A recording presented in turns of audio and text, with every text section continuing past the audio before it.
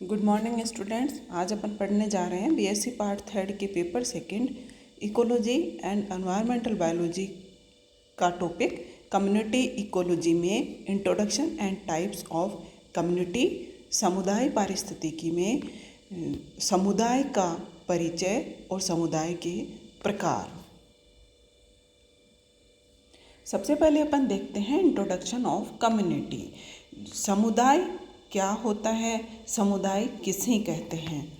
तो समुदाय कोई भी एक जैविक समुदाय अगर अपन लेते हैं बायोटिक कम्युनिटी, तो जैविक समुदाय को अपन बायोटा और बायोसिनोसिस भी कहते हैं। और ये जीवित जीवों का एक समूह होता है जो साथ में रहते हैं और एक दूसरे के साथ इंटरेक्ट करते हैं, और वो जीवों का समूह एक स्पेसिफिक एनवायरनमेंट या फिर एक हैबिटेट में रहता है।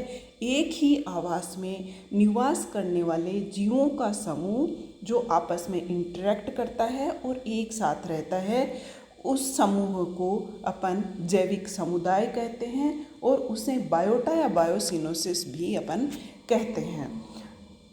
और जो साथ रहने वाले जीव हैं, बायोटिक कम्युनिटी है टोटल जो साथ रह रहे हैं जो लिविंग ऑर्गेनिज्म, उनके साथ में अगर लैंडस्केप या फिर एबायोटिक फैक्टर्स, अजैविक जो कारक हैं वो भी शामिल कर लिए जाएं एक स्पेसिफिक एरिया में रहने वाले लिविंग ऑर्गेनिज्म के साथ, एबायोटिक फैक्टर्स को भी अगर शामिल कर लिया जाता है, तो वो पूरा जो एक साथ सिस्टम है वो इकोसिस्टम कहलाता है। और कम्युनिटी जो है वो अलग अलग स्पीसीज, समुदाय जो है, समुदाय जिस जीवों के समूह को कहते हैं, उस समूह में अलग अलग स्पीसीज रहती हैं। बहुत सारी स्पीसीज, जातियाँ एक साथ रहती हैं। एक ही जाति के मेंबर नहीं होते समुदाय में, अलग अलग जातियों के मेंबर्स होते हैं जो एक दूसरे के साथ डायरेक्ट और इनडायरेक्ट इंटरेक्शंस या अंतर क्रियाएँ करते रहते हैं, क्योंकि वो एक दूसरे पे अपनी ज़रूरतें पूरी करने के लिए इंटरडिपेंडेंट होते हैं। एक दूसरे पे वो इंटरडिपेंडेंट या फिर उन पे इंटरडिपेंडेंट होते हैं, एक दूसरे पे निर्भर होते हैं, अंतर निर्भर होते हैं, उनमें निर्भरता पाई जाती है एक दूसरे पे।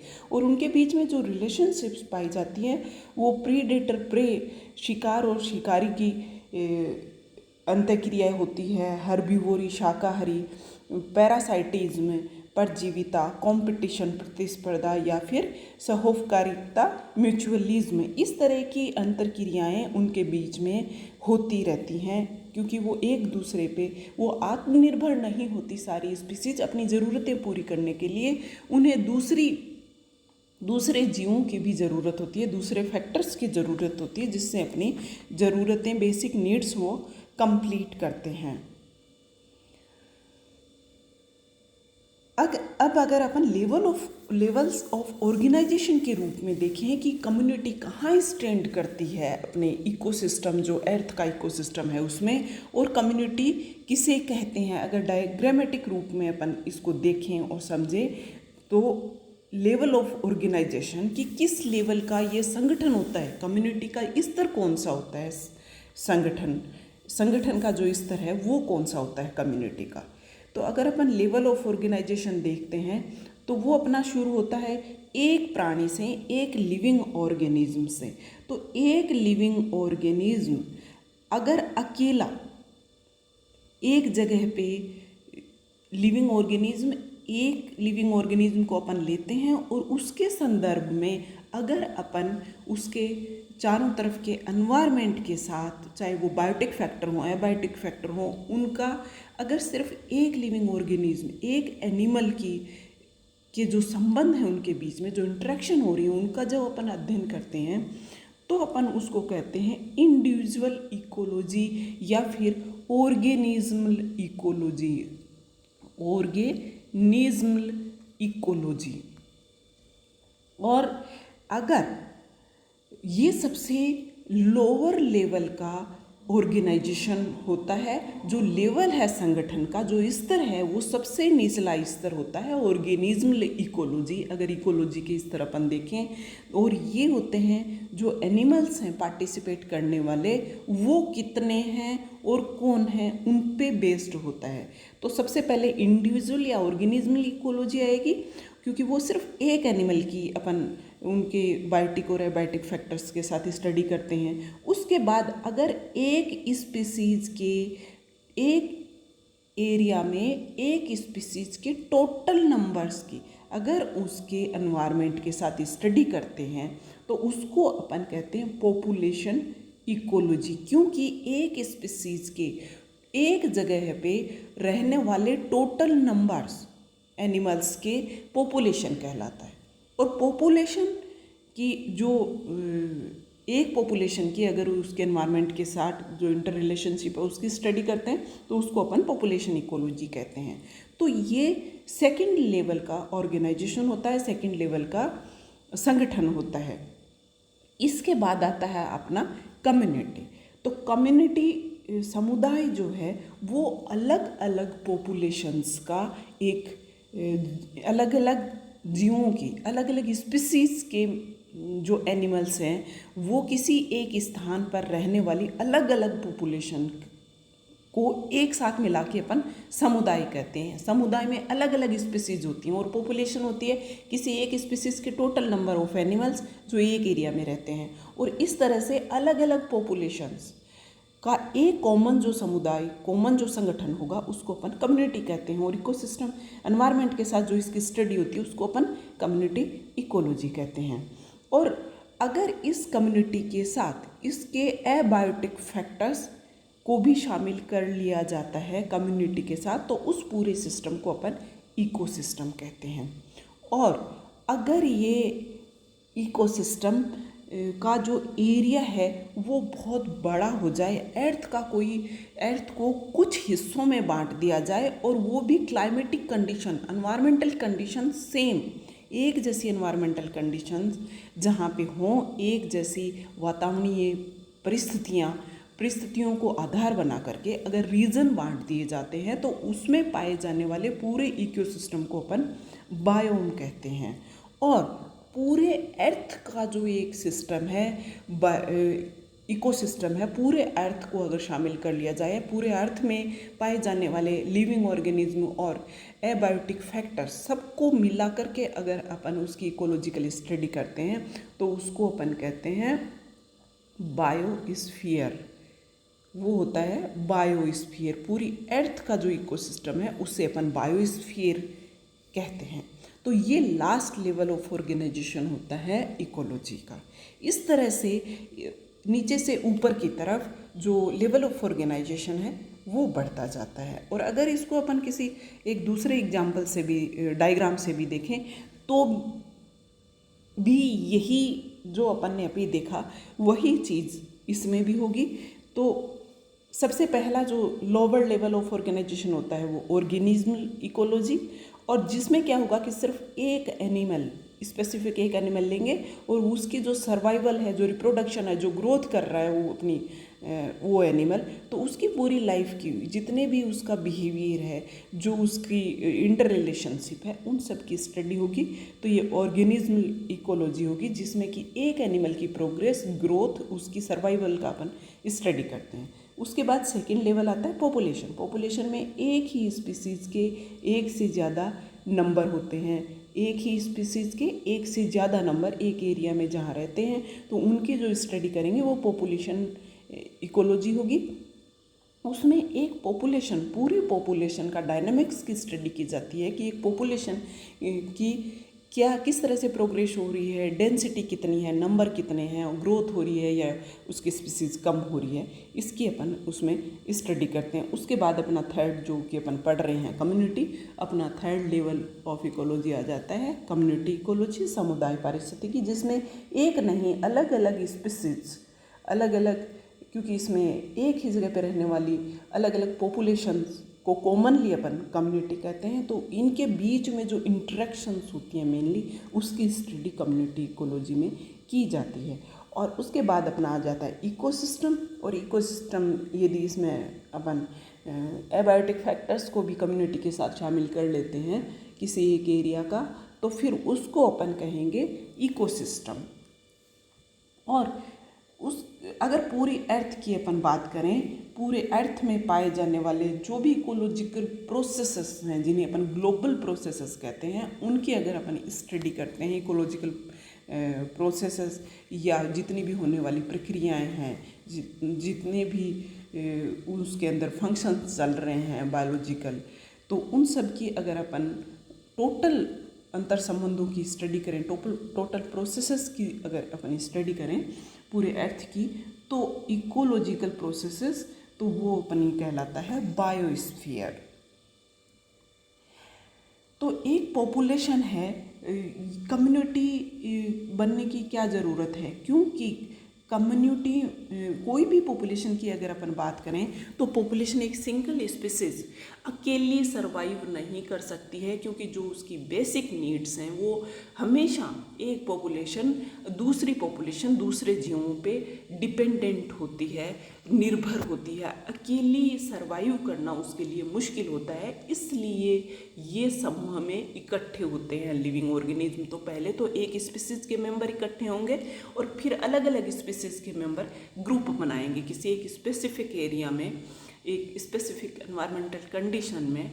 तो वो एग्रीगेट होके, समूहित होके रहना चाहते हैं, क्योंकि वो अपनी जो फंडामेंटल नीड्स हैं, बेसिक नीड हैं सर्वाइव करने के लिए, उनको कंप्लीट करने के लिए वो एक दूसरे पे निर्भर रहते हैं। जैसे कि अपन अगर बात करें कि किसी भी एक एरिया में प्लांट्स जो होते हैं वो एनिमल्स प्लांट्स के बिना बिल्कुल भी सर्वाइव नहीं कर सकते, क्योंकि सभी एनिमल्स प्लांट्स पे डिपेंडेंट होते हैं, प्लांट्स पे डायरेक्ट या इनडायरेक्ट रूप से डिपेंडेंट होते हैं, क्योंकि प्लांट्स ही वो अपने लिविंग ऑर्गेनिज्म हैं जो एनर्जी का जो सोर्स है, मेन जो एनर्जी का फ्लो है इकोसिस्टम में, वो स्टार्ट यही करते हैं, क्योंकि जो सोलर एंड सन के रूप में एनर्जी होती है और वही एनर्जी सभी जीवों को चलाने के लिए काम में आती है। तो सबसे पहले जो प्लांट्स होते हैं वो उसको सोलर एनर्जी को केमिकल एनर्जी में कन्वर्ट करते हैं, और प्लांट्स के बिना कहीं भी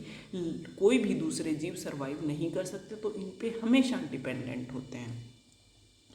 अब अपन बात करते हैं टाइप्स ऑफ कम्युनिटी की, कि कम्युनिटी के टाइप कितने होते हैं। तो कम्युनिटी, मेनली कम्युनिटी को जब अपन क्लासीफाई करते हैं, डिवाइड करते हैं, तो दो इसके टाइप होते हैं।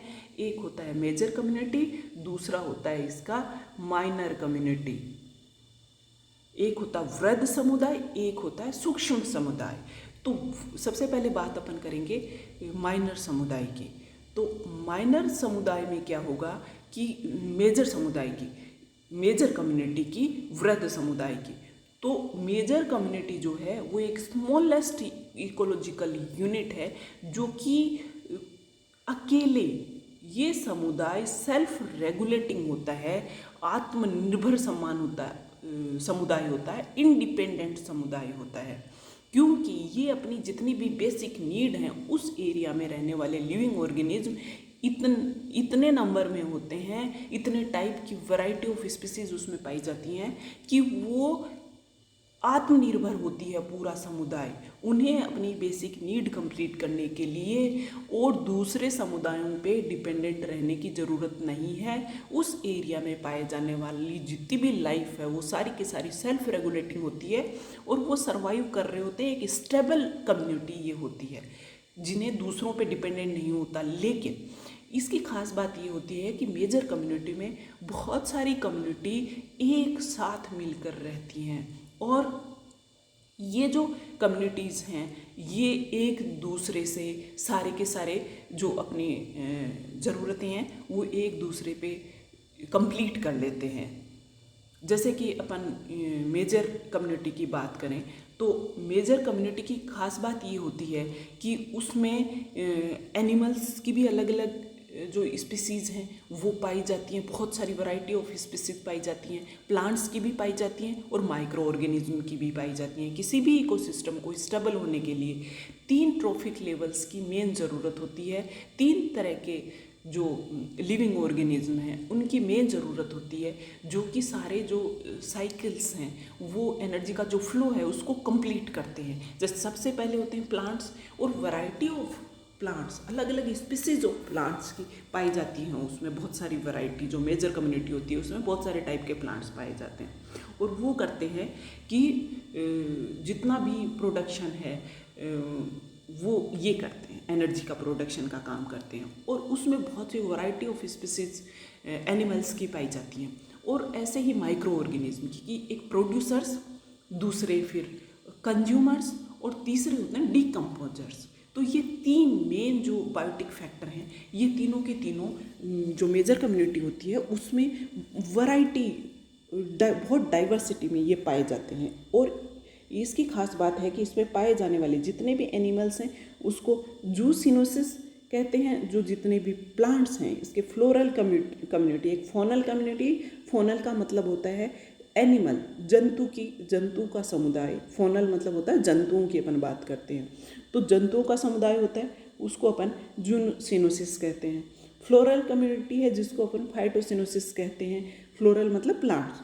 और डीकम्पोजर्स मेनली माइक्रोबायल, जो सूक्ष्म जीव हैं उनके समुदाय, उसको बायोसिनोसिस कहते हैं। और ये तीनों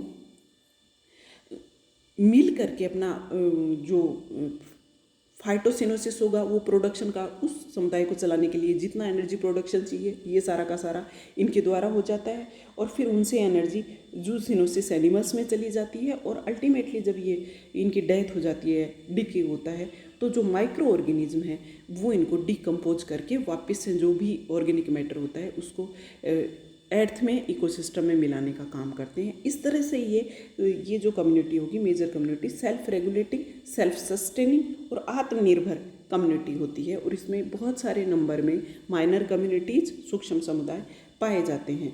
जैसे कि अपन बात करें कि मेजर कम्युनिटी में के एग्जाम्पल क्या क्या होते हैं, तो एग्जाम्पल अगर देखें तो एक बड़ा पॉन्ड जो होता है, एक लेक, एक फॉरेस्ट, एक डेजर्ट या फिर ग्रासलैंड, ये मेजर कम्युनिटी के टाइप्स होते हैं, एग्जाम्पल्स होते हैं।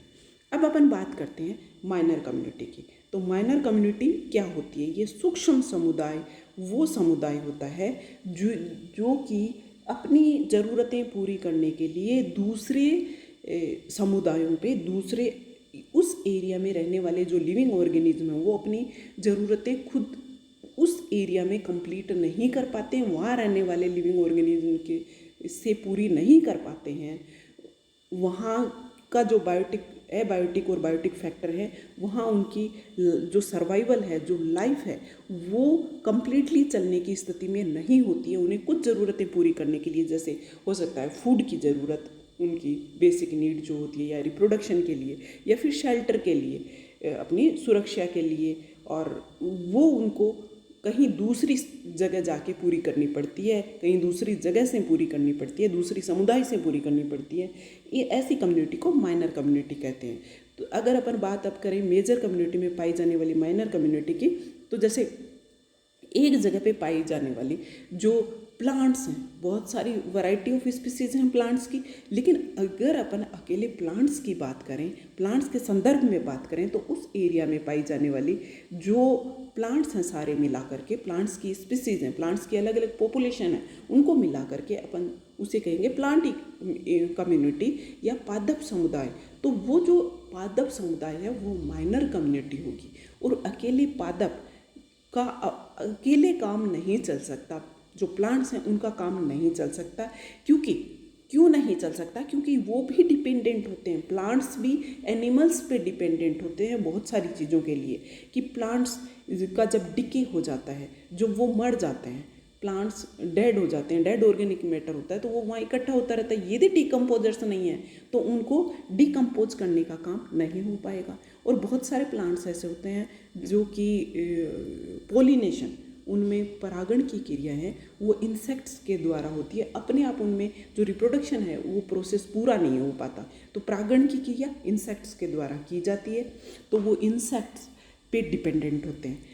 इस तरह से किसी एक जगह पे पाए जाने वाले जो टोटल एनिमल्स हैं, किसी एक एरिया में पाए जाने वाले टोटल एनिमल्स की पॉपुलेशन है, वो मिला करके एक एनिमल पॉपुलेशन, एनिमल कम्युनिटी या जंतु समुदाय कहलाता है, लेकिन जंतु समुदाय का अकेले काम नहीं चल सकता।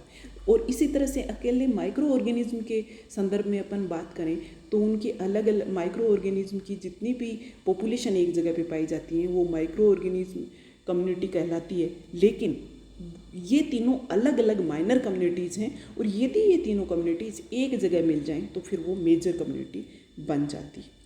इस तरह से आज का अपना टॉपिक यहीं ख़त्म होता है। Thank you.